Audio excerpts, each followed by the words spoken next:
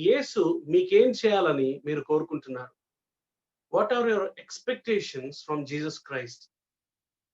చిన్నప్పుడు మనం కొన్ని కథలు వింటా ఉండేవాళ్ళం. ఒక సాధువు అడవుల్లోకి వెళ్లి చాలా కాలం తపస్సు చేసిన తర్వాత దేవుడు అతనికి ప్రత్యక్షమై ఏం వరం కావాలని అడిగితే అతను ఒక వరం కోరుకున్నాడు అన్న అలాంటి కొన్ని మాటలు మనం వింటా ఉండేవాళ్ళం. అలాంటి స్టోరీస్ చెప్పుంటాం. అంటే దేవుడు ప్రత్యక్షమై ఏం వరం కావాలని అడిగితే ఏం కోరుకుంటాం అన్నదే అక్కడ అంశం. ఇప్పుడు మనం ఇలా ఆలోచిద్దాం. మీకు కూడా యేసు ప్రభువు నా దగ్గర నుంచి మీకేం కావాలి? మీరేం కోరుకుంటున్నారు? మీ ప్రార్థన ఏంటి? మీ ఆశ ఏంటి? అని అడిగితే మనం ఏం సమాధానం చెప్తాం? ఏం అడుగుతాం? ఏం కోరుకుంటాం? మన అక్కర ఏంటి? What is our the most need in our lives? చూడండి, మనం ఒక వ్యక్తి దగ్గర సహాయం అడిగేటప్పుడు ఎదుటి వ్యక్తి స్థాయిని బట్టి మనం సహాయం అడుగుతాం. ఉదాహరణకు మనకు అత్యవసరంగా ఒక ₹1,00,000 అవసరం పడితే ఒక వ్యక్తి దగ్గరికెళ్లి అడగాలంటే అతను ₹1,00,000 ఇవ్వగలుగుతాడా లేదా? ఇచ్చే స్థాయి ఉన్న వ్యక్తి దగ్గరికే వెళ్లి అడుగుతాం. కానీ అలాంటిది ఒకేసారి హఠాత్తుగా అనుకోకుండా ఒక 50,00,000 అవసరమవుతే మనం ఎవరి దగ్గర పడితే వాళ్ళ దగ్గరికి వెళ్ళలేమో, ఆ స్థాయి ఉన్న వ్యక్తి, ఇవ్వగలిగిన వ్యక్తి దగ్గరికి వెళ్లి అడుగుతాం అన్నమాట. అంటే మనం అప్రోచ్ అయ్యే వ్యక్తిని బట్టి మనం అడిగే అక్కర ఆధారపడి ఉంటుంది. లేకపోతే మనకున్న అక్కరని బట్టి మనం అప్రోచ్ అయ్యే వ్యక్తులు ఆధారపడి ఉంటారు. ఐ థింక్ నేను చెప్పేది మీకు అర్థమవుతుంది అనుకుంటా. ఇప్పుడు ఉదాహరణకు మీ ఊరికి ఎమ్మెల్యే గారొచ్చారు. వచ్చి మీ ఊరికి ఏం చేయాలని అడిగితే మీరు సాధారణంగా ఏం జెప్తారు? సార్ మాకు రోడ్లు గావాలి. మాకు కమ్యూనిటీ హాల్ కావాలి. ఇలా మాకు స్కూల్ కావాలి ఇక్కడ అని అడుగుతారు. అదే ఒక మినిస్టర్ వస్తే ఇంకొంచెం పెద్దవి అడుగుతారు.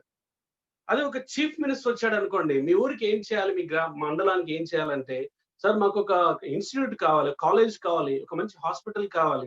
ఇదిగో ఆ కాళ్ళ మీద ఒక బ్రిడ్జ్ కావాలి. చాలా రోజుల నుంచి అడుగుతున్నాం అది కావాలి అన్నట్టు అడుగుతారు. ఇప్పుడు అలాంటిది ఒక ప్రైమ్ మినిస్టర్ వచ్చాడనుకుందాం. కంట్రీకి బాస్. ప్రధానమంత్రి వచ్చి మీ మీ గ్రామానికి లేకపోతే మీ పట్టణానికి నేను ఏం చేయాలని మీరు కోరుకుంటున్నారో అడగండి. నేనది చేస్తానంటే మనం సార్ రోడ్లేయించండి. లేదా సార్ ఇదొక చిన్న స్కూల్ కట్టించండి. అలాంటివి అడగం. ఆయన స్థాయిలో, ఆయన రేంజ్‌లో ఆయన ఏం చేయగలుగుతాడో అవి అడుగుతాం. సార్ మా మా పట్టణంలో ఒక యూనివర్సిటీ పెట్టండి. మాది డెవలప్ అవుతుంది. లేకపోతే ఇంకా ఏదన్నా గొప్పది చేయండి అన్నట్టు అడుగుతాం. ఇదంతా ఉపోద్ఘాతంగా ఏం చెప్పానంటే, ఒక ఎమ్మెల్యే, ఒక మినిస్టర్, ఒక చీఫ్ మినిస్టర్, ఒక ప్రైమ్ మినిస్టర్ ఇలా అంతస్తు, హోదా పెరిగే కొద్దీ మనం అడిగేటువంటి అక్కర పెరుగుతూ ఉంటే, ముఖ్యమైన అక్కర్లవుతుంటే, ఇంపార్టెంట్‌వి కాస్ట్‌లీ అక్కర్లవుతుంటే, సాక్షాత్తు దేవుని దగ్గరికొచ్చినప్పుడు, దేవునికి ప్రార్థించేసే అవకాశం వచ్చినప్పుడు, నువ్వు ఏం కోరుకుంటావు? నీకేం కావాలి నా దగ్గర నుంచి అని అడిగితే, ప్రభువా నాకు ఇది కావాలి. ఇదిగో ఇది నా అవసరం. ఇది నా అక్కర అని మనం ఒకటి చెప్పాలి కదా! అవి ఏముంటాయి? దేవుడే సాక్షాత్తు మనల్ని అడుగుతున్నప్పుడు, మనం అడిగేటువంటి అక్కర ఎంత ప్రాముఖ్యమైనది అయ్యుండాలి. ఎంత విలువైనది అయ్యుండాలి. దాని గురించి ఈరోజు మనం కొన్ని విషయాలు మాట్లాడుకోబోతున్నాం. మీకు ఉపోద్ఘాతంలో కొంత అర్థమైందనుకుంటాను. నాతో పాటు బైబిల్ తెరవండి. మార్కు సువార్త 10వ అధ్యాయం. Marks gospel chapter 10. ఒక ఇద్దరు వ్యక్తుల్ని దేవుడే నీకేం కావాలి? ఏం చేయమంటావు? అని అడిగితే వాళ్ళిద్దరూ ఎలా ప్రతిస్పందించారో, వాళ్ళిద్దరూ దేవుని దగ్గర నుంచి ఏం పొందారో అన్నది కొంచెం చూసి వాళ్ళ నుంచి మనం ఏం నేర్చుకోవచ్చో అన్నది ఈరోజు మన ధ్యానాంశం. మార్కు సువార్త 10వ అధ్యాయం 46 నుంచి 52 వచనాల వరకు. ఇక్కడ ఒక వ్యక్తి మనకి కనిపిస్తాడు. Marks gospel chapter 10 versus from 46 to 52. నేను చదువుతున్నాను. 46 వారు అంటే యేసు ప్రభు తన యొక్క శిష్య బృందం యెరికో పట్టణమునకు వచ్చిరి. ఆయన తన శిష్యులతోనూ బహు జన సమూహముతోనూ యెరికో నుండి బయలుదేరి వచ్చుచుండగా తీమయి కుమారుడగు బర్తమయి అను గుడ్డి భిక్షకుడు త్రోవ ప్రక్కన కూర్చుండెను. ఈయన నజరేయుడైన యేసు అని వాడు విని దావీదు కుమారుడా యేసు నన్ను కరుణింపుమని కేకలు వేయ మొదలుపెట్టెను. ఊరకుండుమని అనేకులు వానిని గద్దించిరి కాని వాడు, దావీదు కుమారుడా నన్ను కరుణింపుమని మరి ఎక్కువగా కేకలు వేసెను. అప్పుడు యేసు నిలిచి వారిని పిలువుడని చెప్పగా, వారా గుడ్డివానిని పిలిచి, ధైర్యము తెచ్చుకొనుము, ఆయన నిన్ను పిలుచుచున్నాడు లెమ్మని వానితో చెప్పిరి. అంతట వాడు బట్టను పారవేసి దిగ్గున లేచి యేసునొద్దకు వచ్చెను. యేసు ఇక్కడ మనం మన టైటిల్, మన సబ్జెక్ట్ కి సంబంధించిన మాట ఇక్కడ మనకు కనపడుతుంది. యేసు ప్రభు అంటున్నాడు, నేను నీకేమి చేయగోరుచున్నావని వానిని అడుగగా, ఆ గుడ్డివాడు, బోధకుడా నాకు దృష్టి కలుగు చేయమని ఆయనతో చెప్పాను. అందుకు యేసు, నీవు వెళ్ళుము, నీ విశ్వాసం నిన్ను స్వస్థపరిచెనని చెప్పెను. వెంటనే వాడు త్రోవను ఆయన వెంట చూపు పొంది వెళ్ళెను. ప్రియులారా, ఈ సన్నివేశం బైబిల్లో ఈ సందర్భం మనం చాలా సార్లు చదివి ఉంటాం. ఇక్కడ భర్తమయి అన్నటువంటి ఒక గుడ్డి వ్యక్తి ఉన్నాడు. ఇతని జీవితంలో జరిగిన కార్యము చాలా ఫేమస్ అయింది. అందుచేతనే ఇది జరిగిన కొన్ని సంవత్సరాలకి మార్కు తన పత్రిక, తన సువార్త రాస్తున్నప్పుడు అతని పేరు కూడా పర్టికులర్ గా మెన్షన్ చేశాడు. అంత గొప్ప సంగతి ఇతని జీవితంలో జరిగింది. యేసు ప్రభు ఎరికో పట్టణానికి వచ్చాడు. ఆయనతో పాటు తన శిష్యులు, ఆయన వెంబడించే జనసమూహం ఉంటారు. ఆ ఊర్లో పని అయిపోయిన తర్వాత అక్కడి నుంచి బయటికి వెళ్తూ ఉన్నప్పుడు, ఇక ఊరు దాటి వెళ్తున్నప్పుడు ఆ త్రోవ ప్రక్కన ఈ గుడ్డి భిక్షకుడు, గుడ్డివాడు కనుక భిక్షగాడు అయిపోయాడు. అది అతని పరిస్థితి. డబ్బులు అడుక్కుంటున్నాడు. భిక్షాందేహి అని అడిగేటువంటి పరిస్థితి. ఆ త్రోవను ఏంటో జనసమూహం చాలా గలిబిలిగా ఉంది, హడావుడిగా ఉంది, కేకలు వినపడుతున్నాయి. ఏంటి సంగతిని కనుక్కుంటే అతనికి తెలిసింది ఏంటంటే, యేసు ప్రభు అక్కడి నుంచి వెళ్తున్నాడు. వెంటనే అదే అవకాశాన్ని అందిపుచ్చుకొని, దావీదు కుమారుడైన యేసు నన్ను కరుణించుమని కేకలు వేశాడు. పక్కన ఉన్న జనాలు, ఎక్కువ అరవకాయ బాబు, ఆయన బిజీ పర్సన్, వెళ్ళిపోతున్నాడు, ఎందుకు అనవసరం కేకలేస్తావని గద్దించారు.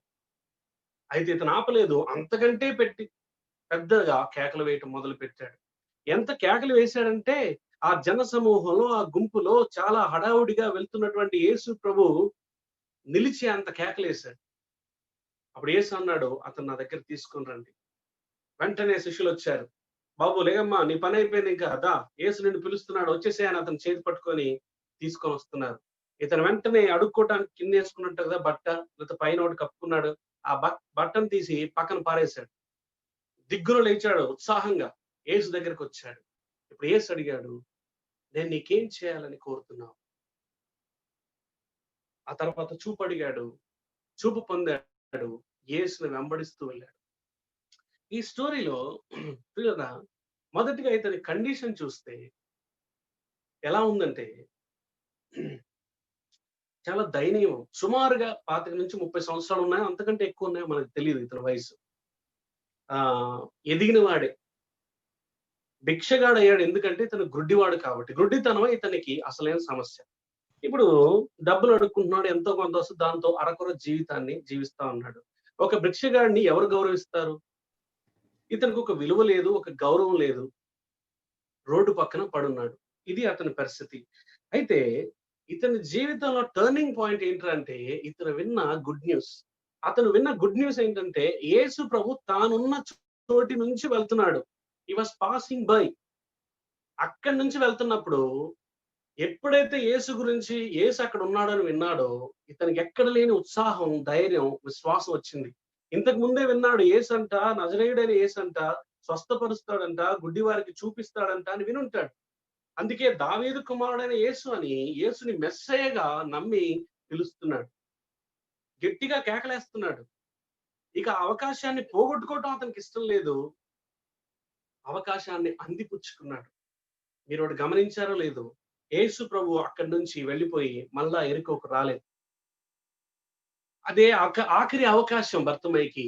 ఆ అవకాశాన్ని గట్టిగా అందిపుచ్చుకున్నాడు. యేసు నిలబడేటట్లు చేసింది ఇతని యొక్క ప్రార్థన, ఇతని కేకలు. ఆ యేసు దగ్గరికి వచ్చిన తర్వాత యేసు ప్రభు అడిగాడు. ఇది ఇంపార్టెంట్ అండి. యేసు నిన్ను రమ్మంటున్నాడు అనగానే ఇతని స్పందన ఎలా ఉందో ఒకసారి మీరు గమనించండి. 49వ వచనంలో కనపడుతుంది. వానిని పిలిచి వారు ఆ గుడ్డి వారిని పిలిచారు. పిలిచి ఏమంటున్నారంటే, ధైర్యము తెచ్చుకొనుము, ఆయన నిన్ను పిలుచుచున్నాడు అన్న మాట చెప్పారు. ధైర్యంగా ఉండబ్బాయ్, నీ పని అయిపోయింది ఇంకా. ప్రభు నిన్ను పిలుస్తున్నాడు. నీ దేనికోసం కరుణించమని కేకలేసావో ఆ పని అయిపోద్ది. రా అని లేపితే దిగ్గున లేచాడు. బట్టను పారవేశాడు. ఇక దీంతో నాకు పని లేదు. ఇక మళ్ళీ నేను అడుక్కోవాల్సిన పని లేదు అన్నటువంటి విశ్వాసం అతని యాక్షన్స్ లో కనబడుతుంది. దావీదు కుమారుడు అని యేసు అన్నటువంటి కేకలో ఆ యేసు మెస్సయ్య ప్రభు అన్నటువంటి విశ్వాసం తను వ్యక్తీకరిస్తున్నాడు. అప్పుడు యేసు దగ్గరికి వచ్చాడు. క్రూషియల్ పాయింట్ ఏంటంటే, యేసు ఒక వింతైన ప్రశ్న అడిగాడు. ఒక గుడ్డివాడు యేసు దగ్గరికి వస్తే ఏం ఎక్స్పెక్ట్ చేస్తాడు? యేసు ప్రభువుకి తెలీదా? ఖచ్చితంగా తెలుసు. కానీ యేసు ఈ వింతైన ప్రశ్న ఎందుకు అడిగాడు? అతను అంటున్నాడు యేసు, నేను నీకేం చేయాలని కోరుకుంటున్నావు? What you are expecting from me? What are your expectations? ఒక్కసారి ఊహించండి. ఆ రోజున యేసు ప్రభువుని ఆఖరిసారి కలుసుకునేటువంటి అవకాశం దొరికిన వ్యక్తిగా యేసు ముందర నిలబడి ఈ భర్తమయి ఏమడిగాడు? ఒక భిక్షగాడిగా, ప్రభువా, నేను రోజంతా అడుక్కుంటే కనీసం రూ. 4, రూ. 10 కూడా రావట్లేదు. ఉదాహరణకి ఎంతో అనుకుందాం. ఒక రూ. 50 కూడా రావట్లేదయ్యా. నాకు కొంచెం డబ్బులు నువ్వు ఇవ్వు. నాకు కనీసం ఒక 10, 15,000 ఇవ్వు. నేను కొంత ఒక 1, 2 నెలలు మేనేజ్ చేసుకోగలుగుతాను. నువ్వు దయామయుడివి, కరుణామయుడు, నన్ను కరుణించి కొంత డబ్బివ్వు అంటే ఎలా ఉండేది? ఐ థింక్ ఆ రోజు యేసు ప్రభు దగ్గర మనీ ఉండుంటే యేసు ప్రభు దానం చేసి ఉండేవాడు. అక్కడి నుంచి వెళ్ళిపోయేవాడు. ఇతను అడిగింది పొందుకొని డబ్బులు 2, 3 నెలల తర్వాత అయిపోయిన తర్వాత మళ్ళీ అదే అడుక్కోవటం. భిక్షగాడు అక్కడే కూర్చొని అక్కడే ఉండేవాడు. కానీ బెర్తమై ఆ పని చేయలేదు. ఆ పని చేసుంటే ఈరోజు ఇతని గురించి మనం మాట్లాడుకొని ఉండేవారం కాదు. ఇతను ఏం అడిగాడంటే, అసలు తను రోడ్డు పక్కన పడుంటానికి, వేరే వాళ్ళని భిక్షాందేహి అని చేయి చాపి అడుక్కోవటానికి, తన హీన దీన స్థితికి కారణమైంది ఏంటో తనకు తెలుసు. అది తన బ్లైండ్‌నెస్, తన గ్రుడ్డితనం. నేను గ్రుడ్డివాడిని కాబట్టి నా పరిస్థితి ఇంత దయనీయం అయిపోయింది. ఇప్పుడు సాక్షాత్తు యేసయ్య నా ముందున్నాడు. ఇప్పుడు నేనేం అడగాలంటే, నాకు చూపు అడగాలి. నాకు చూపొస్తే నా పరిస్థితులు మారిపోతాయి. నాకు చూపొస్తే గనక నేను పని చేసుకొని బతకొచ్చు. నాకు చూపొస్తే నేను అడుక్కోవాల్సిన అవసరం లేదు. నాకు చూపొస్తే నేను రోడ్డు మీద పడుండాల్సిన అవసరం లేదు. నాకు చూపొస్తే ఎవరికీ పనికిరాని వాడిగా ఉండాల్సిన అవసరం లేదు. నా పని నేను చేసుకుంటాను, సంపాదించుకుంటాను, ఇంట్లో ఉంటాను, కుటుంబంతో ఉంటాను, సంతోషంగా ఉంటాను. అందుకే చూపడిగాడు. నేను నీకేం చేయగోరుతున్నావంటే, ప్రభువా నాకు చూపివ్వు. వెంటనే ప్రభు అన్నాడు, నీ విశ్వాసాన్ని బట్టి నీకు కలుగుతుంది అని చెప్పినప్పుడు, అతను త్రోవలో అలా వెళ్తున్నప్పుడు చూపు పొందాడు. ఎంతో సంతోషించాడు. అసలు ఒక గుడ్డివాడికి ఈయన పుట్టుగుడ్డా? లేకపోతే మధ్యలో ఏదైనా జబ్బు చేసి కళ్ళు పోయా మనకు తెలీదు. కానీ కొన్ని సంవత్సరాలుగా గుడ్డివాడిగా ఉన్న వ్యక్తికి చూపు పొందితే ఎలా ఉంటుంది? ఎంత సంతోషంగా ఉంటుంది. ఎంత గంతులేస్తాడు. తన జీవితం ఆ రోజు నుంచి బ్లాక్ అండ్ వైట్ అయిపోయింది. చీకటి జీవితం వెలుగులోకి మారిపోయింది. తనకొక ఒక క్రొత్త జీవితాన్ని ప్రభువు ఆ రోజు ఇచ్చాడు. అయితే ఇతను కృతజ్ఞతతో ఏం చేశాడంటే, ఆశీర్వాదం పొంది ఇక అంతటితో నా బ్రతుకు నేను చూసుకుందాం అనుకోలేదు కానీ, యేసు వెంబడి వెళ్ళాడు. యేసుని ఫాలో అయ్యాడు. ఎంతకాలం ఎంత దూరం వెళ్ళాడో మనకు తెలీదు. హి became a follower of Jesus. ఇది బర్తమై స్టోరీ. ఇది మనం ఎందుకు మాట్లాడుకుంటున్నాం? ఈ సందర్భం నుంచి మనం ఏం నేర్చుకోవాలి? దాన్ని మనం చర్చించే ముందు రెండో వ్యక్తిని చూపిస్తా అని చెప్పాను కదా! రెండో వ్యక్తికి కూడా ఇదే ఆఫర్ వచ్చింది. నేను నీకేం చేయాలని కోరుకుంటున్నావు అని సాక్షాత్తు దేవుడే అతన్నడిగాడు. రాజులు ఆహ్, రెండవ దినవృత్తాంతంలో 2 Chronicles chapter 1 verses from 7 onwards. దినవృత్తాంతముల గ్రంథము మొదటి అధ్యాయం. రెండవ దినవృత్తాంతముల గ్రంథము మొదటి అధ్యాయము 360 పేజ్ నంబర్ పాత నిబంధనలో 360. మొదటి అధ్యాయం నుంచి ఇక్కడ మీరు చదివితే మరి సొలొమోను రాజు అవుతాడు. దావీదు కుమారుడైన సొలొమోను రాజు అవుతాడు. దేవుడు సొలొమోనుని స్థిరపరుస్తాడు. అప్పుడు దేవుని యొక్క మందసము గిబియోను అనే ప్రాంతంలో ఉంటుంది. ఒక ఉన్నతమైన స్థలం మీద. అక్కడికి వెళ్లి వీళ్ళు మరి ఆహ్, గొప్ప అక్కడ బలిపీఠం కట్టబడుతుంది. ఆ తర్వాత అక్కడ దహన బలులు అర్పిస్తాడు సొలొమోను. ఒక భక్తి భావంతో దేవుణ్ణి కృతజ్ఞతాపూర్వకంగా దహన బలులు, అర్పణలు అర్పిస్తాడు. ఆ తర్వాత 7వ వచనంలో ఇప్పుడు చూడండి. 7వ వచనం నుంచి జాగ్రత్తగా గమనించండి. Versus from 7.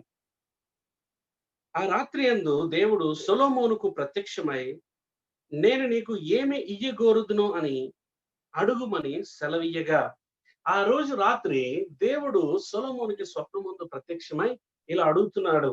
నేను నీకు ఏమి ఇవ్వాలని నువ్వు కోరుకుంటున్నావు? నీ కోరికేంటో చెప్పు. నీకు ఏ వరం కావాలి సొలొమోను? అడుగు అని ప్రశ్న వేసినప్పుడు సొలొమోను ఏమడిగాడు? ఒక రాజుగా ఇతను ఏం అడుగుండొచ్చు? కానీ ఇతను ఏం అడిగాడు?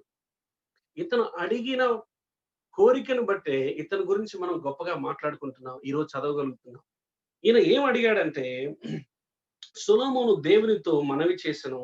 ఇలా చేశాడు. నీవు నా తండ్రి అయిన దావీదు ఎడల బహుగా కృప చూపి అతని స్థానమందు నన్ను రాజుగా నియమించి ఉన్నావు గనుక, దేవా యెహోవా, ఎంత గౌరవ మర్యాదలతో భక్తి భావంతో అడుగుతున్నాడు చూడండి. దేవా యెహోవా, నీవు నా తండ్రి అయిన దావీదునకు చేసిన వాగ్దానమును స్థిరపరచుము. నేల ధూళి అంత విస్తారమైన జనుల మీద నీవు నన్ను రాజుగా నియమించి ఉన్నావు. ఈ నీ గొప్ప జనమునకు న్యాయము తీర్చ శక్తి గలవాడెవడు? నేను ఈ జనుల మధ్యన ఉండి కార్యములను చక్కపెట్టినట్లు తగిన జ్ఞానమును, తెలివిని నాకు దయచేయము. ఇతను ఏమడిగాడో తెలుసండి? ఓ దేవా యెహోవా, నువ్వు ఎన్నుకున్న ప్రజలు వీళ్ళెంత విలువైన వారు. నీ పేరు పెట్టి పడిన ప్రజలు వీరు చాలా విస్తారంగా ఉన్నారు. వీళ్ళ మీద నువ్వు నన్ను రాజుగా పెట్టావు. కాబట్టి వీళ్ళకి తీర్పు తీర్చటం, న్యాయం తీర్చటం ఎవరి తరం అవుతుంది? నువ్వే నన్ను రాజుగా పెట్టావు కాబట్టి నీ ప్రజల కోసం, వారి క్షేమం కోసం, నీ నామం కోసం నాకేం చేస్తావంటే జ్ఞానం ఇవ్వు, తెలివితేటలు ఇవ్వు. Give me wisdom and knowledge. దేవుడు సర్ప్రైజ్ అయిపోయాడు. దేవుడు చాలా సంతోషించాడు. అని ఏమంటున్నాడు చూడండి. 11వ వచనం. అందుకు దేవుడు సొలొమోనుతో ఇలా చెప్పాడు. ఏమంటున్నాడు చూడండి. నీవు ఈ ప్రకారము యోచించుకొని, అంటే నువ్వు ఇలా ఆలోచన చేసి, ఐశ్వర్యమునైనను, సొమ్ము అయినను, ఘనత అయినను, నీ శత్రువుల ప్రాణమునైనను, దీర్ఘాయువునైనను అడగక, నేను నిన్ను వారి మీద రాజుగా నియమించిన నా జనులకు న్యాయము తీర్చుటకు తగిన జ్ఞానమును, తెలివిని అడిగి ఉన్నావు కాబట్టి, జ్ఞానము, తెలివి నీకియ్యబడును. నీకన్నా ముందుగానున్న రాజులకైనను, నీ తర్వాత వచ్చు రాజులకైనను కలగని ఐశ్వర్యమును, సొమ్మును, ఘనతయు నీకిచ్చెదనని చెప్పెను. అంతట సొలొమోను గిబియోనులో నుండి గుడారపు ఎదుటున్న బలిపీఠం విడిచి యెరూషలేమునకు వచ్చి ఇశ్రాయేలీయులను ఏలుచుండెను. ప్రియులారా, సొలొమోను చూడండి. మొదటగా భర్తమై తన అక్కరేంటో, అసలు అక్కరేంటో గుర్తించి అది అడిగాడు. రెండవదిగా సొలొమోను విషయానికొచ్చేసరికి దేవుని ప్రజల యొక్క అక్కరేంటో గుర్తించి వారి అక్కర తీర్చమని, వారి అక్కర తీర్చడానికి నాకు కావాల్సిందిమ్మని అడిగాడు. జ్ఞానము, తెలివి అడిగాడు. సరిగా పరిపాలించడానికి నాకు జ్ఞానం ఇవ్వని అడిగాడు. దేవుడు ఎప్పుడైతే ఇలా సొలొమోను జ్ఞానము, తెలివి అడిగాడో దేవుడు సంతోషించి ఏం చేశాడంటే ఆ తెలివి, జ్ఞానంతో పాటు ఐశ్వర్యము, ధనము, ఘనత అన్నీ ఇచ్చేసాడు దీర్ఘాయువు. ఇద్దరి నుంచి మనం ఏమి నేర్చుకుంటాం? ఒక రాజుగా స్థిరపడిన తర్వాత నా రాజ్యాన్ని విస్తరింప చేయి అని అడగలేదు. ఇదిగో నా మీద చాలా మంది దాడికొస్తున్నారు, వాళ్ళని నాశనం చేయి, ఆ శత్రువుల ప్రాణాలను నాకివ్వు అని అడగలేదు. ఇదిగో నేను రాజు కదా, నేను ఇప్పుడు బాగా సంపాదించి పేరు పొందాలి కాబట్టి నాకు ఐశ్వర్యం, డబ్బు ఇవ్వు అని అడగలేదు. లేతే నేను చాలా కాలం బ్రతకాలి, నాకు దీర్ఘాయువు ఇవ్వు అని అడగలేదు. నీ ప్రజల కోసం, నీ నామం కోసం, నీ జనాల్ని ఏలటానికి నాకు జ్ఞానం, తెలియమన్నాడు. దేవుడు థ్రిల్ అయిపోయాడు. జ్ఞానం, తెలివితో పాటు మిగతావన్నీ ఇచ్చాడు. అందుకే సొలొమోను అంతటి గొప్ప రాజు లేడని అక్కడే ప్రభువు కూడా ఆయనే స్వయంగా సెలవిచ్చడం మనం చదువుతాం. ప్రియులారా, వీళ్ళిద్దరూ ఏం చేశారో తెలుసండి? వారి వారి పరిస్థితుల్లో వారి అత్యంత అక్కర ఏంటో అది అడిగారు. భర్తమాయికైతే తనకి ఎంత డబ్బులిచ్చినా అది సరైన మరి పరిష్కారం కాదు. తనకి పరిష్కారం ఏంట్రా అంటే, తన అసలైన అక్కర ఏంటంటే కంటి చూపు. ప్రభువుని అడిగాడు, పొందాడు. తన జీవితం మారిపోయింది. ఈయన కూడా తనకు అవసరమైంది, అక్కరైంది ఏంటంటే డబ్బు, ఘనత ఇవన్నీ కాదు. దేవుని మనసు చొప్పున తన ప్రజలను ఏలటం. దేవుడు థ్రిల్ అయిపోయి దాంతో పాటు అన్ని ఇచ్చాడు. ఆ తర్వాత వీళ్ళు దేవుణ్ణి ఏమడిగారంటే, మిగతా మనుషులు ఇవ్వలేనటువంటి అక్కరలను దేవుని దగ్గరకొచ్చి దేవుణ్ణి అడిగాడు. ఎందుకంటే అవి దేవుడు మాత్రమే ఇవ్వగలడు. దేవుడు మాత్రమే ఇవ్వగలిగిన అక్కర్లు మన జీవితంలో ఏంటి? మీరెప్పుడైనా ఆలోచించారా? ఏ మనిషి ఇవ్వలేడు. దేవుడు ఒక్కడే ఇవ్వగలడు. ఇప్పుడు మనం దేవుని దగ్గరకొచ్చినప్పుడు అలాంటివి కదా అడగాలి. కానీ మన ప్రార్థనలు ఎలా ఉన్నాయి? మన ప్రార్థన ప్రేయర్ రిక్వెస్ట్‌లు ఎలా ఉన్నాయి? దేని మీద మన ఫోకస్ ఉంది? ఏ విషయాల గురించి మనం అడుగుతున్నాం?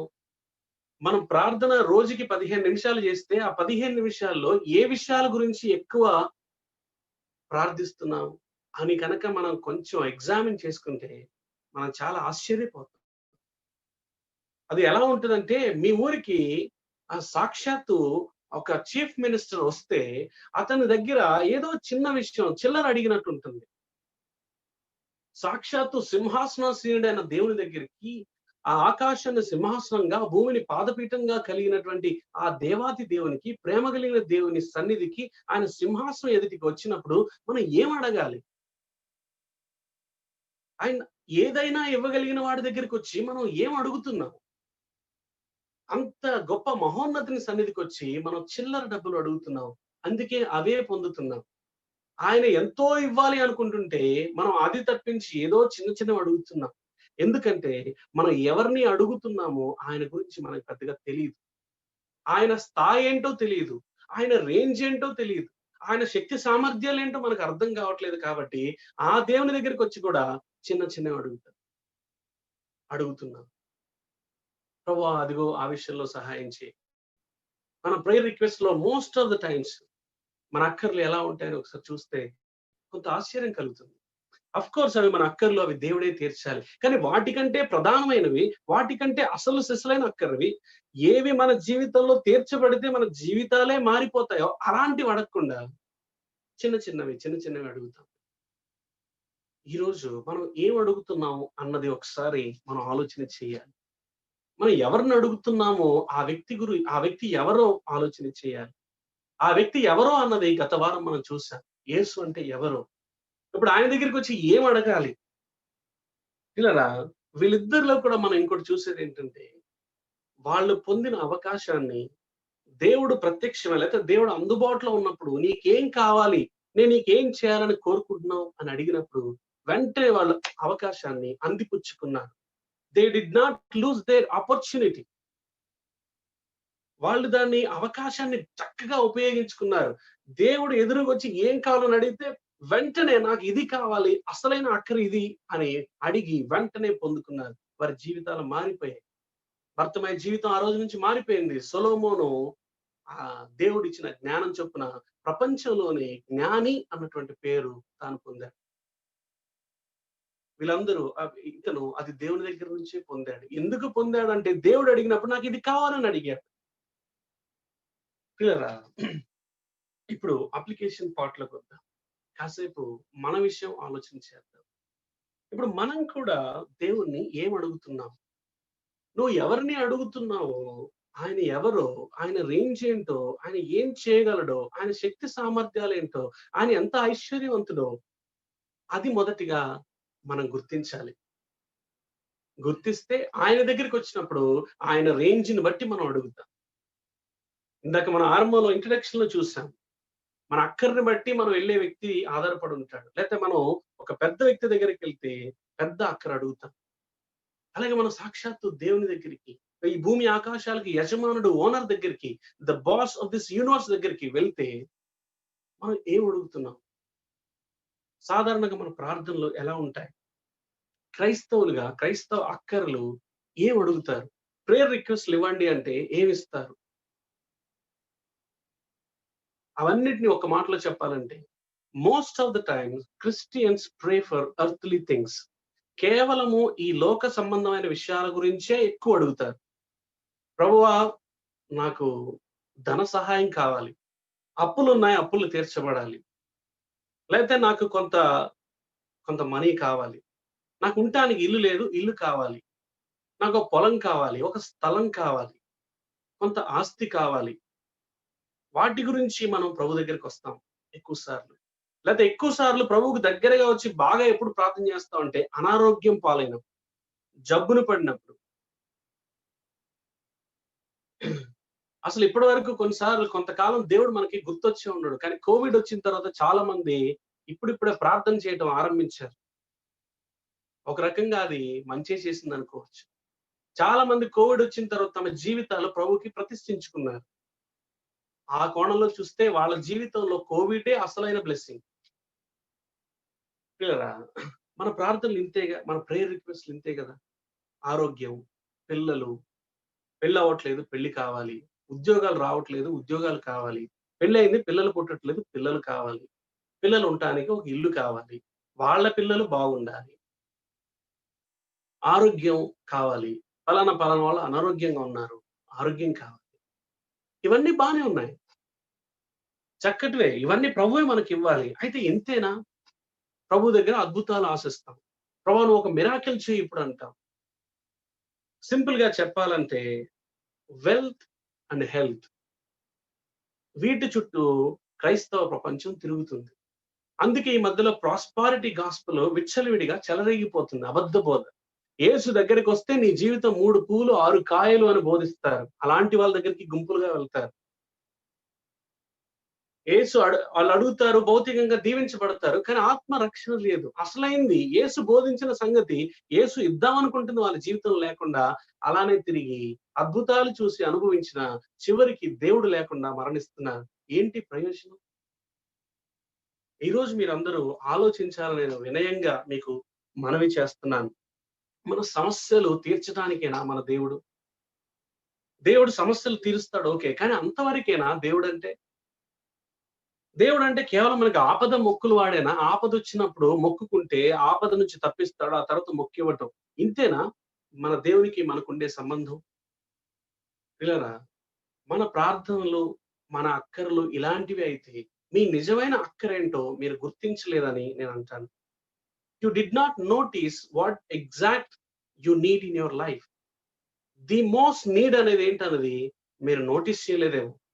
ఈరోజు మనం ఆలోచించాలి. చాలా సార్లు ఏం జరుగుతుందో తెలుసా అండి? క్రైస్తవులుగా దేవుని దగ్గరికొచ్చి మనం కొన్ని అడుగుతాం. ఎక్కువ సార్లు భౌతికమైన ఆశీర్వాదం అడుగుతాం. దేవుడు ఇస్తాడు, దీవిస్తాడు. ఆ తర్వాత మనం పొందిన దీవెనను బట్టి దాన్ని చూసుకుంటూ దేవుడినే పక్కన పెట్టేస్తాం. దేవుడినే మర్చిపోతాం. ఆ చివరికి మనం పొందిన దీవెనే మనకి శాపమై కూర్చుంటుంది. ఆ దీవెనే దేవుని నుంచి మనల్ని వేరు చేస్తుంది. ఎలాగంటారేమో, ఉదాహరణకి మీలో చాలా మంది స్మార్ట్ ఫోన్ కొనుక్కోవాలని చాలా రోజులు ఎదురు జూసారు. మంచి స్మార్ట్ ఫోన్ కొనుక్కోవాలని. కొద్దిమంది ప్రార్థన చేసుంటారు. ప్రార్థన చేసిన తర్వాత దేవుడు మీకొక స్మార్ట్ ఫోన్ ఇచ్చాడు. ఇప్పుడు ఫోనొచ్చిన తర్వాత దేవుడు దేవుడిని దూరం పెట్టేశారు. ఎందుకంటే ఫోన్‌తో బిజీ అయిపోయాం.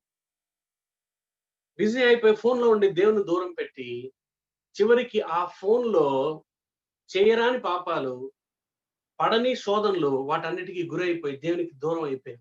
ఇప్పుడు నువ్వు ఏదైతే ఆశీర్వాదంగా కోరుకున్నావో ఈ ఫోను, చివరికి నీకు శాపమై కూర్చి నిన్ను దేవుడి నుంచి దూరం చేసింది. ఇంతకు ముందు కంటే గొప్ప గొప్ప పతనంలోనికి పాపిగా నిన్ను మార్చింది. ఇప్పుడు చెప్పండి. మనం అడిగే కొన్ని మనల్ని దేవునికి దూరం చేస్తున్నాయా? దగ్గర చేస్తున్నాయా? ఎక్కువ కేసుల్లో ఏం జరుగుతుందో తెలుసండి? మనం భౌతికంగా ఆశీర్వదించబడిన తర్వాత, దేవుడు మనల్ని దీవించిన తర్వాత, దేవుడు మన అక్కర్లు తీర్చిన తర్వాత, విశ్వాసులుగా దేవుడు మనల్ని కొంత హెచ్చించిన తర్వాత, మన ఆత్మీయ జీవితంలో ఎదుగుదల కంటే పతనమే ఎక్కువుంటుంది. మీరు మీ జీవితాలు ఒకసారి తొంగి చూసుకోండి. మనం లేమిలో ఉన్నప్పుడు దేవునికి ఎంత దగ్గరగా ఉన్నామో, సమృద్ధికొచ్చిన తర్వాత మన జీవితాలు ఎలా అయిపోయాయో చూసుకుంటే కంగు తినే రిజల్ట్స్ మనకు కనపడతాయి. ఒకరోజు ఉద్యోగం లేనప్పుడు, ఉండటానికి సరైన ఇల్లు లేనప్పుడు, అక్కరలో ఉన్నప్పుడు, వచ్చే జీతం చిన్నదైనప్పుడు, చిన్న చిన్న జీవితాలైనప్పుడు దేవునికి ఎంతో దగ్గరగా ఉన్నాం. ప్రతిదానికి దేవుని దగ్గరికి వెళ్ళేవాళ్ళం. దేవుని కేంద్రంగా పెట్టుకొని బ్రతికేవాళ్ళం. దేవుడు మెల్లిగా మనల్ని ఆశీర్వదిస్తే ఇప్పుడు మన కుటుంబాల్లో ప్రార్థనే కనపడదు. మన కుటుంబాల్లో దేవునికి చోటే లేదు. మన ఇళ్ళు పెద్దగా అయిపోయాయి. కానీ మన మనసులు దేవుని పట్ల చిన్నగా అయిపోయాయి. పొందిందంతా దేవుని దగ్గర నుంచి, కానీ దేవునికి ఇంట్లో చోటే లేదు, జీవితాల్లో చోటే లేదు, కుటుంబాల్లో చోటే లేదు. పాపం మనల్ని ఏలుతుంది. శత్రువుకి లోబడిపోయాం. జీవితాలు పాడైపోయాయి, దుర్భరం అయిపోయాయి, ఆత్మీయంగా క్షీణతకొచ్చేసాం. ప్రియులారా, ఒక ఉదాహరణ మీకు చూపిస్తాను. ఇదే క్రానికల్స్‌లో 26వ అధ్యాయం, రెండవ దినవృత్తాంతం 26వ అధ్యాయంలో ఒక రాజు మనకు కనపడతాడు. యూదులను పరిపాలించిన గొప్ప రాజుల్లో ఇతను కూడా ఒకడు. ఇతని పేరు ఉజ్జాయా. ఇతను చాలా మంచి రాజు. ఉజ్జియా మరి 16 సంవత్సరాల్లోనే రాజు అవుతాడు. 26వ అధ్యాయము 380వ పేజ్ నంబర్ 2 క్రానికల్స్ చాప్టర్ 26. 52 సంవత్సరాలు దేవుని ప్రజలను పరిపాలిస్తాడు. దేవుడు ఇతన్ని అద్భుతంగా దీవించాడు. ఉదాహరణకు 5వ వచనం చూడండి. 5వ వచనం చివరిలో, అతడు యెహోవాను ఆశ్రయించినంత కాలము దేవుడు అతన్ని వర్ధిల్ల చేసెను. ఎంతగానో దేవుడు వర్ధిల్ల చేశాడు. ఇతన్ని తన దేశాన్ని ఒక మిలిటరీ పవర్ గా తీర్చిదిద్దాడు. 15వ వచనం, మరియు అతడు అంబులనేమి పెద్ద రాళ్ళనేమి ప్రయోగించుటకై ఉపాయశాలలో కల్పించిన యంత్రములను యెరూషలేములో చేయించి దుర్గములలోను బురుజుల్లోను ఉంచెను. మిలిటరీ వెపన్స్ ని తయారు చేశాడు ఇతను. ఇతని గురించి ఈ మాట చూడండి. అతడు స్థిరపడు వరకు అతనికి ఆశ్చర్యమైన సహాయం కలిగెను, గనుక అతని కీర్తి దూరముగా వ్యాపించెను. చాలా ఫేమస్ అయిపోయాడు. ఎందుకంటే ఇతనికి ఆశ్చర్యకరమైన సహాయం కలిగింది దేవుని దగ్గర నుంచి. ఎంతగానో హెచ్చించబడ్డాడు, ఎంతగానో దీవించబడ్డాడు. ఇతని పేరు ప్రఖ్యాతులు పెరిగిపోయాయి. ఈ కింద వచనం చూస్తే మనకి బాధేస్తుంది. మన సమస్య కూడా అదే. 16వ వచనం ఇప్పుడు చూడండి. అతని కీర్తి దూరముగా వ్యాపించెను. అయితే అతడు స్థిరపడిన తర్వాత అతడు మనస్సున గర్వించి చెడిపోయెను. ఇతడు స్థిరపడ్డాక దేవుని చేత బాగా దీవించబడ్డ తర్వాత ఏమైందంటే మనస్సున గర్వం వచ్చింది, చెడిపోయాడు. చాలా సార్లు మన పతనానికి, మనం పాడైపోవటానికి, మన కుటుంబాలు డిస్టర్బ్ అవటానికి, మన సాక్ష్యాలు పాడైపోవటానికి, మనం జీవితంలో ఎదగలేకపోవటానికి ఆత్మీయంగా కారణం ఏంటని వెతుక్కుంటూ వెళ్తే ఒకటి కనపడుతుంది మనకి. ఏంటో తెలుసా అండి? గర్వం. గర్వం. ఎందుకంటే దేవుడు దీవించాడు, నీకంటే నన్ను బాగా దీవించాడని గర్వం. మన ఇంట్లో ప్రార్థనలు పెట్టుకున్న మన ఇల్లు చూపించుకోవడానికి, మన ఇంట్లో వస్తువులు చూపించుకోవడానికి, కొన్న చీరలు చూపించుకోవడానికి, కొన్న బంగారం చూపించుకోవడానికి, దీన్నే అతిశయం, గర్వం అంటారు. పెళ్లిళ్ళకి వెళ్తే మనం చూపించుకోవటమే, చావుల దగ్గర కూడా ఆభరణాలు చూపించుకోవటమే. గర్వం. గర్వం. అవి ఉంటే మనకంటే లేని వాడిని చూసి బంధువుల్లో నాకెంతుందని అతిశయించడం, మనకంటే గొప్పవాడిని చూసి అసూయపడటం, అయ్యో నాకంత లేదే అని రగిలిపోవటం. యాక్చువల్ గా జరుగుతుంది ఇదే కదా సమాజంలో. సమాజం సంగతి పక్కన పెట్టండి, మన కుటుంబాల గురించి ఆలోచిస్తే, ఒకవేళ ఈ గుంపులో ఉంటే మీరు ఎన్నిసార్లు మీ జీవితంలో మీ తోబుట్టువుతో పోల్చుకొని చూసుకోలేదు? వాళ్ళ పిల్లలు ఎలా ఉన్నారు, నా పిల్లలు ఎలా ఉన్నారు? ఎంతవరకు మీ బంధువర్గంలో అందరికంటే నేను పైన ఉండాలని కసితో, తాపత్రయంతో పనిచేసి ఎదిగిన తర్వాత వారిని చూసి అతిశయించారు. పరీక్షించుకుంటే తవ్వకాల్లో కొన్ని దొరుకుతాయి. బహుశా అదే మన పతనానికి కారణమేమో. ప్రియులారా, ఎప్పుడైనా సరే దేవుడు ఒక భక్తుడు ఈ రీతిగా స్టేట్మెంట్ చెప్పాడు. ఏంటంటే, దేవునికి కష్టమైన పని ఒకటి ఉందంట. అదేంటంటే, ఒక వ్యక్తిని బాగా దీవించి అతన్ని దీనుడుగా ఉంచటం దేవునికి కష్టం అంట. ఆ మాట విన్న తర్వాత చాలా సార్లు నాకు గుర్తొస్తుంది, భయం వేస్తుంది. ప్రభువా, నువ్వు నన్ను దీవిస్తున్నావు, మమ్మల్ని దీవిస్తున్నావు, కానీ ఎక్కడ అతిశయించకుండా సహాయం చేయండి, దీనుడుగా ఉండటానికి సహాయం చేయండి అన్న ప్రార్థన మనం ఎప్పుడు చేస్తా ఉండాలి. ఎప్పటికప్పుడు చెక్ చేసుకుంటా ఉండాలి.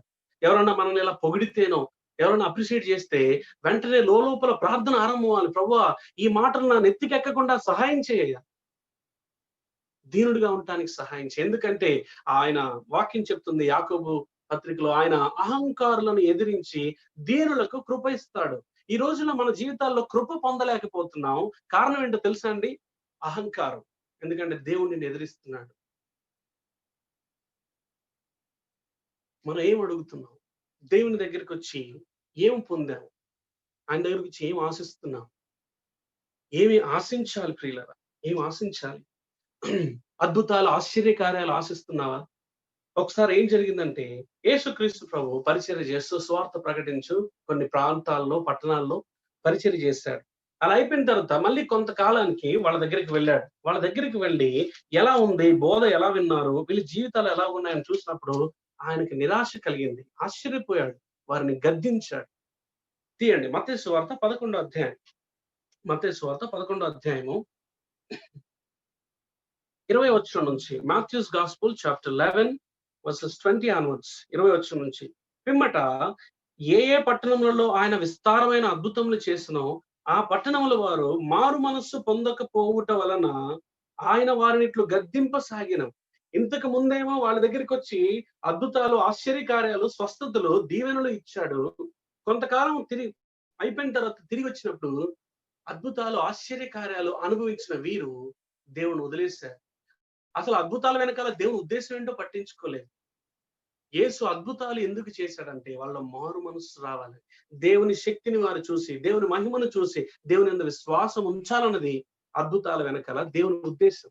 వాళ్ళు అది వదిలేసి ఆశీర్వాదం ఇచ్చేవాడిని వదిలేసి ఆశీర్వాదాల వెనక వెళ్ళి కొట్టుకొని పోయారు. అందుకే వారిని చూసి గద్దించాడు. వారు మారు మనసు పొందపోవటం చూసి వారిని గద్దించి ఏమంటున్నాడంటే 21వ వచనంలో, అయ్యో అంటున్నాడు. అయ్యో కొరజీనా, అయ్యో బెత్సైదా, నీ మధ్యన చేయబడిన అద్భుతములు తూరు సీదోను పట్టణంలో చేయబడిన ఎడల ఆ పట్టణంలో వారు పూర్వమే గోను పట్ట కట్టుకొని బూడిద వేసుకొని మారు మనసు పొంది ఉందురు. నీలో చేయబడిన అద్భుతాలు తూరు సీదోనులో చేస్తే వారు మారు మనసు పొందేవాళ్ళయ్యా, మీరు మాత్రం పొందలేదు. ఒకరోజు ఏం జరుగుతుందంటే, విమర్శ దినమందు మీ గతి కంటే తూరు సీదోను పట్టణంలో వారి గతి ఓర్వ తగినదై ఉండును. ఎందుకంటే ఒకరోజు విమర్శ జరుగుతుంది. వారు ఏం అద్భుతాలు చూడకుండానే పాపంలో ఉండి తీర్పు పాలయ్యారు. మీరు అద్భుతాలు చూసి కూడా మారు మనసు పొందకుండా పాపంలోనే జీవించారు కాబట్టి వారి కంటే మీ గతి ఘోరంగా ఉండబోతుంది. ఇది యేసు ప్రభు చెప్పిన మాటలండి. మీ బైబిల్లో కూడా ఉన్నాయా లేదా? మన జీవితాల్లో, మన కుటుంబాలకి, వ్యక్తిగతంగా మనతో దేవుడు ఈ మాటలు ఏమైనా చెప్తున్నాడా? అయ్యో పలానా పలానా బ్రదర్, అయ్యో నా బిడ్డ, నీ జీవితంలో చేసినటువంటి అద్భుతాలు, ఆశ్చర్యకార్యాలు ఇదిగో అన్యుల జీవితాల్లో చేస్తే వారు ఎప్పుడో మారు మనసు పొంది నన్ను నమ్ముకొని నా కోసం బ్రతికేవారు. కానీ నీ వైపు చూస్తే నువ్వు ఆ దీవెనలన్నీ పొందావు కానీ నన్ను వదిలేసావు. నేనంటే లెక్కలేదు. నాకు నీ జీవితంలో, నీ కుటుంబంలో, నీ సంఘంలో చోటు లేదు. ఈ మాట కనుక మనం ప్రభు మనతో చెప్తే అది ఎంత దయనీయమైన స్టేట్మెంట్ అండి. అసలు ఎంత బాధ కలుగుతుంది మనకి. అంతేకాదు భయపడాల్సిన మాట ఏంటో తెలుసా? ఒకరోజు తీర్పు తీర్చినప్పుడు ఆ అన్ని జనులు నన్ను నమ్మకుండా ఉన్నాడే, అతను పొందబోయే విమర్శ కంటే, తీర్పు కంటే నీకు ఎక్కువ తీర్పు ఉంటుంది అన్న మాట మనం వింటే ఎలా ఉంటుంది అసలు? చిన్నప్పటి నుంచి క్రైస్తవ గృహంలో పుట్టాం, క్రైస్తవ మందిరానికి వెళ్తున్నాం, క్రైస్తవ బైబిలు చిన్నప్పటి నుంచి చదువుతున్నాం, ప్రార్థనలు చేస్తున్నాం. ఇదంతా మతపరంగానే కానీ జీవితంలో యేసుకి చోటు లేదు. నీ అక్కర ఏంటో ఇప్పటివరకు నువ్వు గుర్తెరగలేదు. ఇలా ఉంటే ఒకరోజు మన జీవితం చివరిలోకి వస్తే, లేదా ప్రభువు వస్తే మన పరిస్థితి ఏంటి? ఏమండి? కింద వచనాలు కూడా మీరు ఒకసారి చదవండి. 23లో అంటాడు, కపెర్నహూమా, ఆకాశం మట్టుకు హెచ్చింపబడినదానా, నీవు పాతాళం వరకు దిగిపోయబడదు. నీలో చేయబడిన అద్భుతములు సొదొమలో చేయబడిన యెడల అది నేటి వరకు నిలిచి ఉండును. సొదొమ గొమొర్రాలో కనుక నీలో చేయబడిన అద్భుతాలు చేయబడి ఉంటే అది కాల్చివేయబడి ఉండేది కాదు, ఇప్పటికీ నిలిచి ఉండేది. అంత గొప్ప కార్యాలు నీలో చేశాను, కానీ నీలో మారు మనసు లేదు. విమర్శ దినమందు నీ గతి కంటే సొదొమ దేశపు వారి గతి ఓరదగినదే ఉండునని మీతో చెప్పుచున్నాను. పిల్లరా, మీరు ఎవరన్నా బ్రదర్ దేవుడు నాకు గొప్ప కార్యాలు చేశాడండి, దేవుడు నా జీవితంలో అద్భుతాలు చేశాడండి అని మీరు ఎవరన్నా చెప్తుంటే మీ దగ్గర నుంచి దేవుడు ఆశించేది ఏంటో తెలుసా అండి? మారు మనస్సు. అది లేకపోతే దేవుడు అద్భుతాలు చేసి నేను ఎంతో దీవించబడ్డానని, చాలా ఐశ్వర్యవంతుడని చెప్తే ఒకరోజు తీర్పు పాలవుతే ఏమవుతుంది ఈ ఐశ్వర్యం? ఎవరి కోసం ఈ ఐశ్వర్యం? ఎవరి కోసం ఈ పేరు? పిల్లరా, మారు మనస్సు ప్రభు ఎక్స్పెక్ట్ చేస్తున్నాడు. దానికోసం కదా మనం అడగాలి. ముగింపులో మనం ఏమి అడగాలి? దేవుని దగ్గరికి వచ్చినప్పుడు, సాక్షాత్తు యేసు ప్రభు నామములో తండ్రి అయిన దేవుని అడుగుతున్నప్పుడు ఏ విషయాలు కోరుకోవాలి? ఏం అడగాలి? అలా ఏం అడగాలో మనకు తెలియాలంటే మన జీవితంలో అసలైన అక్కర ఏంటో తెలుసుకోవాలి. ఆ రోజున భర్తమయ్యే జీవితం మార్పు చెంది తన జీవితం మార్చబట్టానికి, ఒక గొప్పగా తయారవ్వటానికి ఏ అద్భుతం అంటే ఏం దొరికితే తన జీవితం మారుతుందో అతను తెలుసుకొని చూపుని అడిగాడు. సొలొమోను కూడా తన రాజ్యాన్ని పరిపాలించటానికి ఏమి ఉంటే చక్కగా పరిపాలించగలడో ఆ జ్ఞానాన్ని అడిగి పొందాడు దేవుని దగ్గర. ఇప్పుడు మన జీవితాలు కూడా బాగుపడాలి అంటే, మనం కూడా నిజమైన ఆశీర్వాదంలోకి రావాలంటే మన అక్కర ఏంటి? ఏమి పొందితే మన జీవితాలు మారతాయి? ఏమి పొందితే మనం నిజమైన ఆశీర్వాదంలోకి వస్తాం? ఏమి పొందితే మనం ఇతరులకి ఆశీర్వాద కారణంగా ఉంటాం? ఏమి పొందితే మన జీవితాలు ఇతరుల్ని ప్రోత్సహిస్తాయి, ప్రేరణ కలిగిస్తాయి? అందులో మొట్టమొదటిది ప్రియులారా, యేసు దగ్గరికి వచ్చినప్పుడు యేసు మాత్రమే ఇవ్వగలిగింది ఏంటి? ఈ లోకంలో ఇంకెవ్వరూ ఇవ్వలేనిది యేసు మాత్రమే ఇవ్వగలిగింది ఏంటో తెలుసా అండి? రక్షణ, ఆత్మరక్షణ, పాప క్షమాపణ, పాపాల నుంచి విడుదల, పరిశుద్ధమైన నూతన జీవితము కేవలం యేసు మాత్రం ఇవ్వగలడు. ఇంక ఈ భూమి మీద ఏ మనిషి దగ్గరికెళ్ళినా నువ్వు పొందలేవది. కాబట్టి ఇప్పుడు యేసు నీ ఎదురు నిలబడి, నా బిడ్డ, నేను నీకేం చేయగోరుతున్నావు? What do you want from me? What you are expecting from me అని అడిగితే, మనం చిల్లర అడగకుండా, ప్రభువా నాకు రక్షణ ఇవ్వయ్యా. నువ్వే రక్షకుడివి. నువ్వు మాత్రమే రక్షణ ఇవ్వగలవు. నా బ్రతుకు మార్చు. నా బ్రతుకు మారితే నా పరిస్థితులు మారుతాయి. నా బ్రతుకు మారితే నా కుటుంబం మారుతుంది. నా బ్రతుకు మారితే నా నా పరిస్థితి సమాజంలో మారుతుంది. నా బ్రతుకే గనక మారితే నా ప్రపంచమే మారుతుంది. కాబట్టి నా బ్రతుకును మార్చే రక్షణ ఇస్తావా? అని అడిగితే ప్రభు ఈరోజు సంతోషంగా ఇవ్వటానికి సిద్ధంగా ఉన్నాడు. ప్రియులారా, నిజమైన ఆశీర్వాదం దేవుడిచ్చే రక్షణతో మొదలవుతుందండి. ఇది సత్యం. ఈ ఆశీర్వాదం అంటే లోకం చెప్పే ఆశీర్వాదం కాదు. లోకం దృష్టిలో ఈవిడ బ్లెస్డ్ పర్సన్ ఎవరు అంటే, ఎవరికి ఎక్కువ డబ్బులుంటే వాడు దీవించబడ్డాడని అర్థం. కానీ ఆ ధనాపేక్ష సమస్తమైన కీళ్లకు మూలం. వాడి లైఫ్ ఎలా ఉంది, వాడి అంతరంగం ఎలా ఉంది, అతని కుటుంబం ఎలా ఉంది అన్నది మనం చూడం. ఎంత ఆస్తి ఉంది, ఎంత బిల్డింగ్ ఉంది, ఎంత స్థలం ఉంది, ఎన్ని పొలాలు ఉన్నాయి, ఇంతవరకే మన లెక్కలు. ఇదే ఆశీర్వాదం అనుకుంటాం. కానీ యేసు ఏమన్నాడంటే, సాక్షాత్ ఆయన నోటితో ఈ మాట చెప్పాడు. ఒకని కలిమి విస్తరించటం వలన వానికి ప్రయోజనం కాదు, వారి జీవనకు మూలం కాదు అన్నాడు. అంటే ఒకడికి ఆస్తిపాస్తులు పెరుగుతున్నంత మాత్రాన అతను దీవించబడ్డాడని కాదు. చూసారా, లోకం పూర్తిగా దేవుని మాటకి ఎలా అబద్ధం చెప్తుందో, ఆపోజిట్ గా స్టేట్మెంట్ ఇస్తుందో, అదే సాతాను యొక్క కుయుక్తి. నిజమైన ఆశీర్వాదం ఎలా మొదలవుతుందో చూడండి. ఈ వచనాలు మీ బైబిల్లో నోట్ చేసుకోండి. ఆ అపోస్తుల కార్యములు 3వ అధ్యాయం, acts of the apostles chapter 3 ఆఖరి వచనం. అపోస్తుల కార్యములు ఇక్కడ 25 నుంచి, ఆ ప్రవక్తలను దేవుడు అబ్రహాముతో, నీ సంతానమందు భూలోకం వంశములన్నీ ఆశీర్వదింపబడినని చెప్పి మీ పితరులతో చేసిన నిబంధనకు మీరు వారసులై ఉన్నారు అని చెప్తూ, ఇక్కడ ఈ స్టేట్మెంట్ గమనించండి. దేవుడు తన సేవకుని పుట్టించి, అంటే లేపి, ఈ సేవకుడు ఎవరో కాదు, యేసుక్రీస్తు ప్రభు. దేవుడు యేసుక్రీస్తు ప్రభువును పుట్టించి లేకపోతే లేపి, మీలో ప్రతి వానిని, ఎవరో ఒకరిని ఇద్దరిని కాదు, ప్రతి వానిని వాని దుష్టత్వము నుండి మళ్లించుట వలన మిమ్మును ఆశీర్వదించుటకు ఆయనను మొదట మీ యొద్దకు పంపెనని చెప్పాను. ఈ మాటలు మీరు జాగ్రత్తగా గమనిస్తే, మీలో ప్రతి వానిని వాని దుష్టత్వం నుండి మళ్లించుట వలన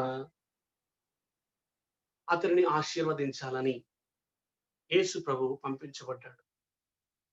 అంటే నిజమైన ఆశీర్వాదానికి తలుపు ఎప్పుడు తెరుస్తుందో తెలుసండి? మన జీవితంలో అసలైన ఆశీర్వాదానికి డోర్ ఎప్పుడు ఓపెన్ అవుతుందంటే, మనం దుష్టత్వం నుండి మళ్లింపబడినప్పుడు.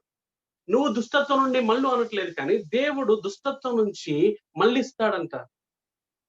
అంటే ఒక పాపి తాను దుష్టుడిని, తాను పాపిని, దేవా మరి సమాజంలో ఎంత బానే ఉన్నా, కుటుంబస్తులు బానే అనుకుంటున్నా, బంధువులు బానే అనుకుంటున్నా, నా అంతరంగం పాడైపోయింది. నేను నా ప్రైవేట్ లైఫ్ లో ఒక పాపిని, దౌర్భాగ్యమైన పాపిని.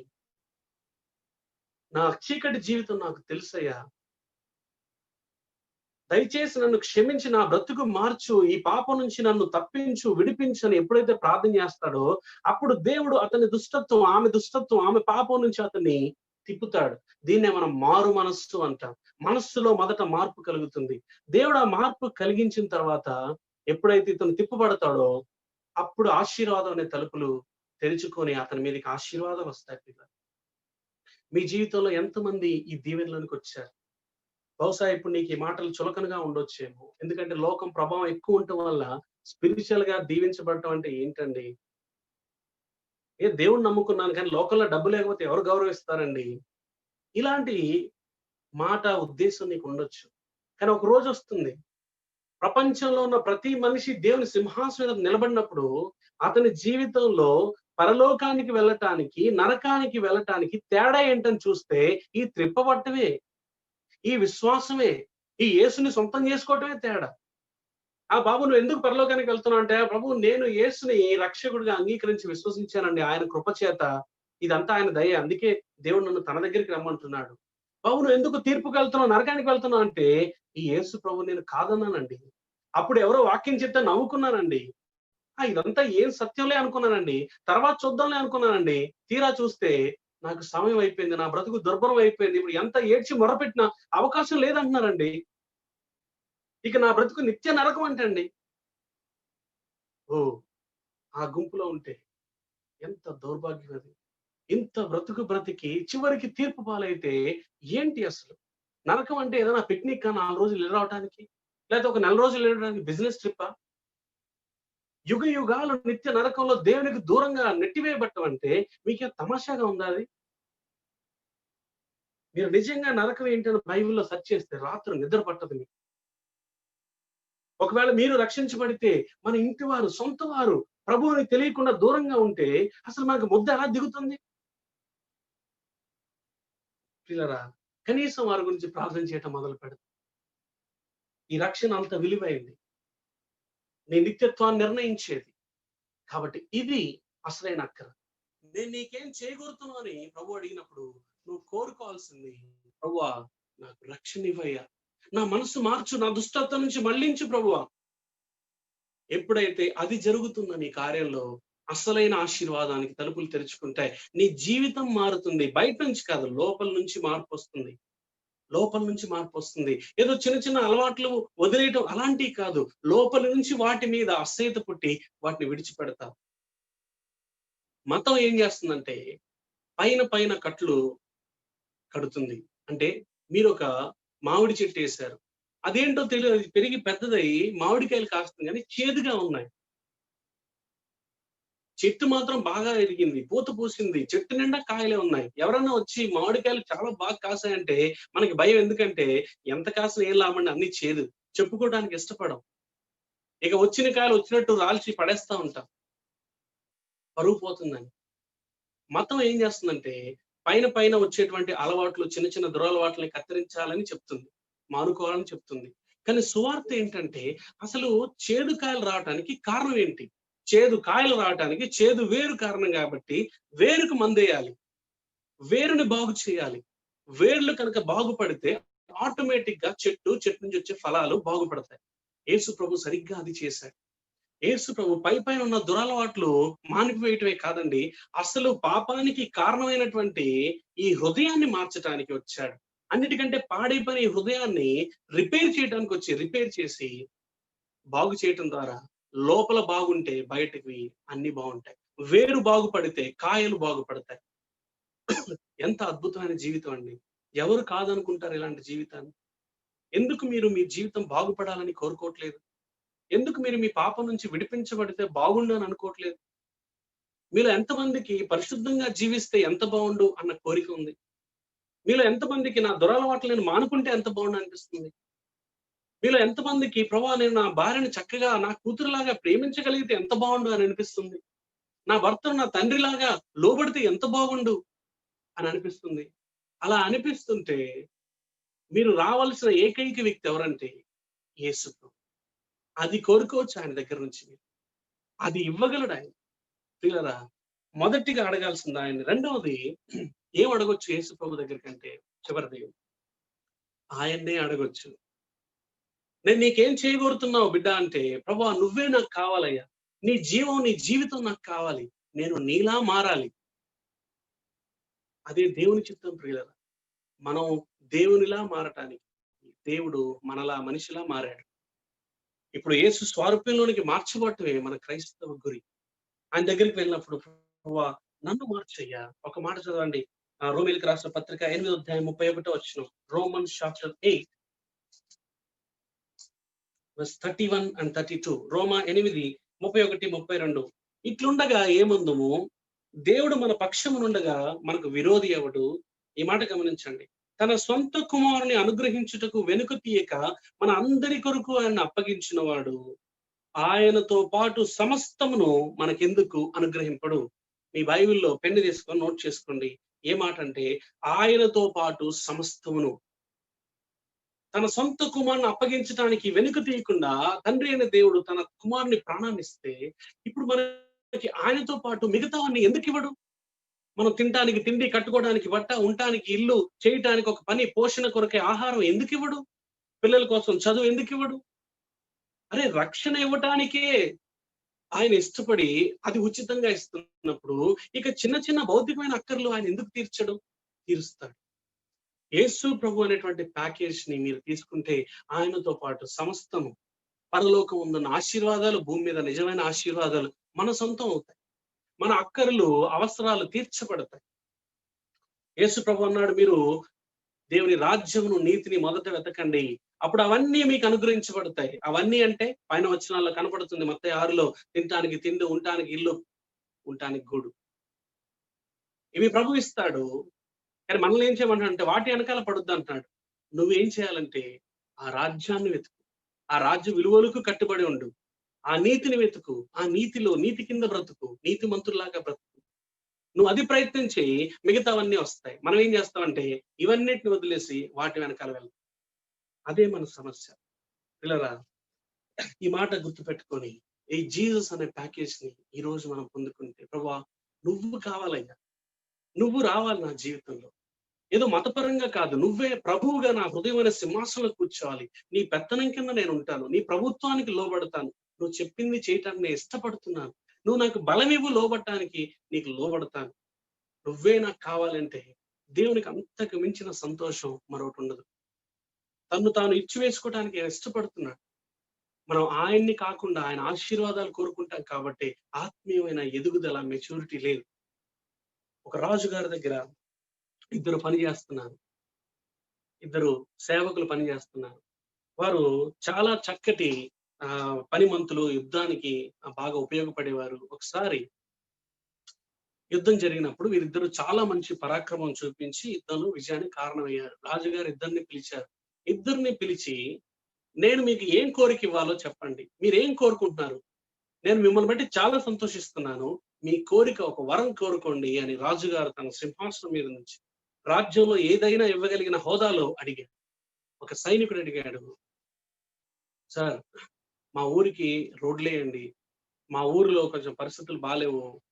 మీరు ఆహ్, శాంక్షన్ చేయండి. అంతేకాదు మాకొక చిన్న ఇల్లు కట్టించివ్వండి అని అడిగాడు. రాజుగారు అన్నారు, అంతేనా బలా! నువ్వు కోరుకున్నవన్నీ నీకిచ్చేస్తున్నానని పక్కన అధికారులకు పిలిచి సెలవిచ్చాడు. అతని పని అయిపోయింది. రెండో వ్యక్తి వచ్చాడు. చెప్పు బాబు నీకు ఏం చేయాలి? నేను నీ వరం ఏంటి అని అడిగితే ఇతను ఏం అడిగాడంటే, రాజుగారు మీరు ఏదైనా ఇస్తామన్నారు కదా! మీరొచ్చి మా ఇంట్లో ఒక్కరోజు ఉండాలి. మా ఇంట్లో మీరు మాతో పాటు ఒక్కరోజు ఉండాలి. అదే నా కోరిక వరమండి అన్నాడు. రాజుకి వింతగా అనిపించింది. చెప్పాడు, "సబాష్! వస్తాను మీ ఇంటికి" అని చెప్పి అధికారులకు సెలవిచ్చాడు. మనం వాళ్ళ ఇంటికి వెళ్ళాలి అని. ఇప్పుడు ఎప్పుడైతే రాజుగారు ఆ ఇంటికి వెళ్ళాలన్నాడో, ఈ సేవకులు వెళ్ళిపోయిన తర్వాత అధికారులందరూ అతని ఇంటికెళ్లారు. ఇల్లు ఎలా ఉంది? ఆ ఇంటికి రాజు ఒక రోజు ఉండాలంటే వసతులు ఎలా ఉండాలి? ఆ చిన్న ఇంట్లో రాజు ఉండలేడని టక ఒక పెద్ద ఇల్లు కట్టేశారంట. రాజుగారు వెళ్ళటానికి రోడ్డు బాలేదు. ఆయనకి నచ్చలేదని పెద్ద రోడ్లేశారు. ఆ ఊరినంతా మార్చేశారు. స్వర్గంలాగా చేసేశారు. ఆ రోజు రానే వచ్చింది. ఒక సేవకుడేమో చిన్న ఇల్లు కట్టించాడు రాజు. ఆ ఊరికి ఆయన ఇంటికి రోడ్డేశాడు. ఇంకొక సేవకుడేమో రాజుగారు రావాలని కోరుకున్నాడు కాబట్టి తన ఇల్లు పెద్దదైపోయింది. తన ఫర్నిచర్ అంతా వచ్చేసింది. ఒక రాజుగారు ఉండాల్సిన విలాసమైన భవంతి అయిపోయింది. ఆ ఊరు పరిసరాలు, పరిస్థితులే మారిపోయాయి. ఈ చిన్న స్టోరీ మనం చిన్నప్పుడు వినుంటాం.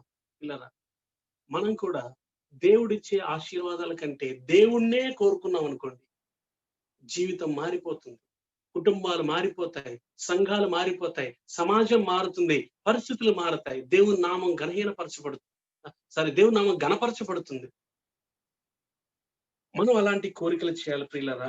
మీలో ఈ మాట వింటున్నప్పుడు కొద్దిమందికి అనుమానం కలుగుతుంది ఏంటంటే, నేను నేను దేవుని దగ్గరికొచ్చి ఇవి అడిగితే దేవుడు ఇస్తాడా? ఇవ్వడా? నేను నా భర్త, నా భార్య, నా పిల్లల రక్షణ గురించి అడిగితే దేవుడు వింటాడా? వినడా? ఈ సందేహాలుంటాయి. యేసుకి ఈ అపనమ్మకం ఇష్టం లేదు. మనం ప్రభు దగ్గర పొందలేకపోవటానికి కారణం ఈ అపనమ్మకమే. మనం ఏం చేయొచ్చంటే ప్రభు దగ్గరికెళ్ళి, ప్రభువా నువ్వు చేస్తావని నేను నమ్ముతున్నాను. ఇలాంటి గుడ్డి వ్యక్తులు యేసు దగ్గరికొచ్చినప్పుడు యేసు ఇంకొక ప్రశ్న అడిగాడు. సారీ, నేను ఒక 5 మినిట్స్ లో క్లోజ్ చేస్తాను. ఆ మాట చూడండి. మత్తయి సువార్త 9వ అధ్యాయంలో యేసు ఇంకొక ప్రశ్న అడిగారు ఇద్దరు గుడ్డి వ్యక్తులను. 27 నుంచి, మత్తయి 9:27 నుంచి. యేసు అక్కడి నుండి వెళ్ళుచుండగా ఇద్దరు గుడ్డివారు ఆయన వెంట వచ్చి, దావీదు కుమారుడా మమ్మను కనికరించమని కేకలు వేసిరి. ఆయన ఇంట ప్రవేశించిన తరువాత ఆ గుడ్డివారు ఆయన యుద్ధకు వచ్చిరి. ఇద్దరు వచ్చారు. యేసు వాళ్ళని ఏమడుగుతుంది చూడండి. యేసు, నేను ఇది చేయగలనని మీరు నమ్ముచున్నారా? Do you believe that I can do this for you? నేను మీ కన్నులకు తెరవ చేయగలని మీరు నమ్ముచున్నారా అంటే వాళ్ళిద్దరు అన్నారు, అవును ప్రభువా నమ్ముతున్నా అన్నారు. నీ నమ్మికను బట్టి నీకు కలుగును గాక అంటే వాళ్ళిద్దరికి చూపు పొందారు.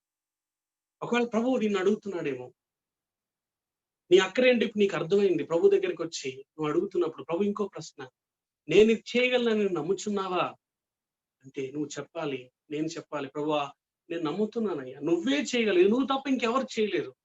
నువ్వు చేయటానికి ఇష్టం ఉన్నవాడు, చేయటానికి ఎబిలిటీ ఉన్నవాడు, సామర్థ్యం ఉన్నవాడు కాబట్టి నువ్వు చేయగలవని చెప్దాం.